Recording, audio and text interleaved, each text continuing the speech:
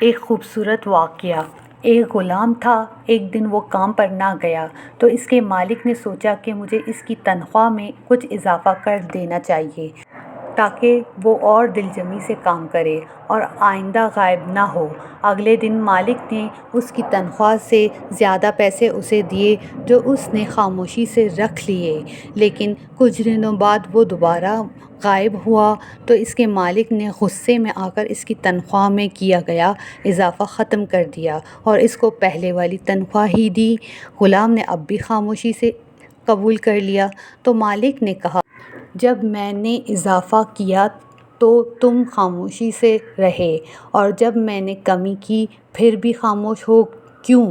تب غلام نے کہا، جب میں پہلے دن غیر حاضر ہوا تھا اس کی وجہ بچے کی پیدائش تھی اور آپ کی طرف سے تنخواہ میں اضافے کو میں نے وہ رزق خیال کیا جو اپنے ساتھ لے کر آیا، اور جب میں دوسری مرتبہ غیر حاضر ہوا تو اس کی وجہ میری ماں کی وفات تھی اور آپ کی طرف سے تنخواہ میں کمی کو میں نے وہ رزق خیال کیا جو اپنے ساتھ لے گئی۔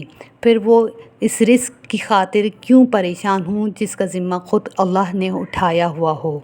ایک عرب دیہاتی روضہ رسول صلی اللہ علیہ وسلم پر حاضر ہو کر رب سے دعا کرتا ہے۔ اس کے مانگنے کا انداز دیکھیے، الفاظ پر غور کیجیے، یقین جانیے رب سے مانگنے کا بھی ایک خاص انداز اور ڈھنگ ہوتا ہے جو اس گاؤں کے رہنے والے عرب سے سیکھنا چاہیے۔ اے اللہ، یہ آپ کے حبیب ہیں، میں آپ کا غلام ہوں اور شیطان آپ کا دشمن ہے۔ خدایا، اگر تو مجھے بخش دے گا تو تیرا حبیب خوش ہوگا، تیرا بندہ کامیاب ہوگا، تیرا دشمن غمگین ہوگا۔ مولا، اگر تو نے میری بخشش نہیں کی تو تیرا حبیب غمگین ہوگا، تیرا غلام ناکام ہوگا، تیرا دشمن خوش ہوگا۔